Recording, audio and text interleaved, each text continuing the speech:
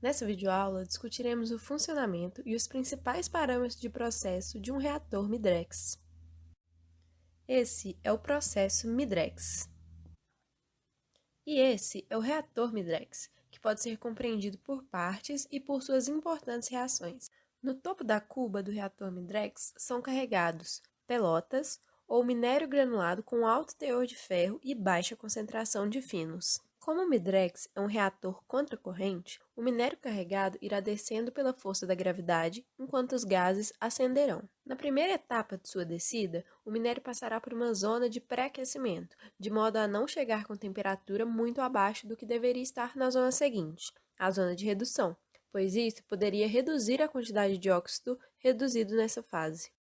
A zona de redução é onde os gases redutores CO e H2 reagem com o óxido de ferro do minério, reduzindo a ferro metálico e formando também H2O e CO2. A água e o dióxido de carbono formados são captados no topo do forno, lavados e enviados ao reformador de gás. Nessa etapa, os principais parâmetros que afetam a produtividade e o grau de metalização do material são o fluxo de gás de processo, a temperatura na zona, o tempo de residência da carga, a relação de redutores e oxidantes no gás, a razão H2 por CO e a quantidade de CO2 e CH4 no gás reformado.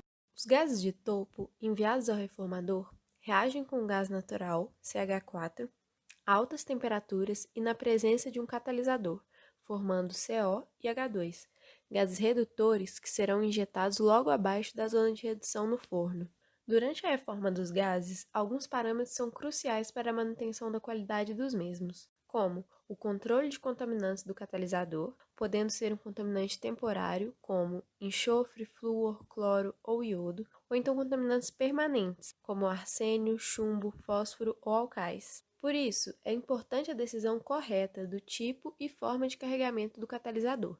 A temperatura em que a reforma é realizada é outro ponto-chave, de forma que o pré-aquecimento do gás de alimentação é uma etapa de grande importância.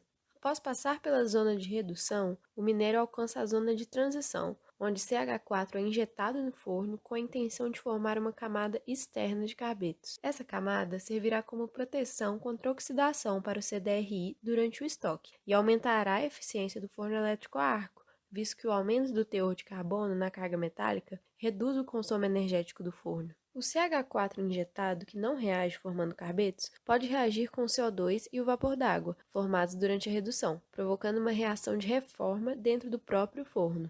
Por fim, a carga chega à última etapa dentro da cuba, a etapa de resfriamento. Essa etapa não está presente em processos que produzem HDRI nem HBI. O resfriamento consiste na injeção de uma mistura de gases não reativos que irão reduzir a temperatura do ferro-esponja para temperaturas próximas à do ambiente, de modo a evitar a oxidação do material na saída e facilitar o transporte, manuseio e estoque. As dimensões do reator Midrex variam em diâmetro de 3,66 a 7,65 metros, que evoluíram com o tempo e aumentaram sua capacidade de produção.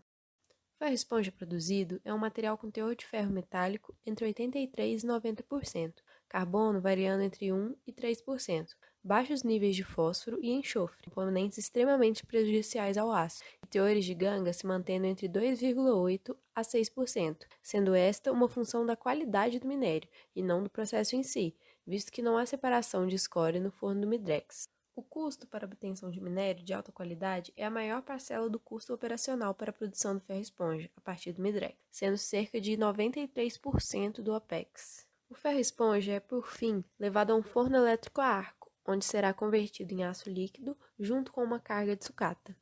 O uso de DRI em fornos a arco apresenta uma série de vantagens, como baixo custos comparado à sucata, especialmente em países em que existe uma grande oferta de gás natural. A estabilidade química do ferro-esponja também é vantajosa, além de seus baixos teores de fósforo e enxofre, e a ausência de cobre e chumbo. Uma outra vantagem é a possibilidade de carregar continuamente o forno elétrico a arco com ferro-esponja, utilizando um furo na tampa.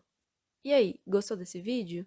Você pode assistir novamente, pausando para anotar as informações. Obrigado por assistir, até a próxima!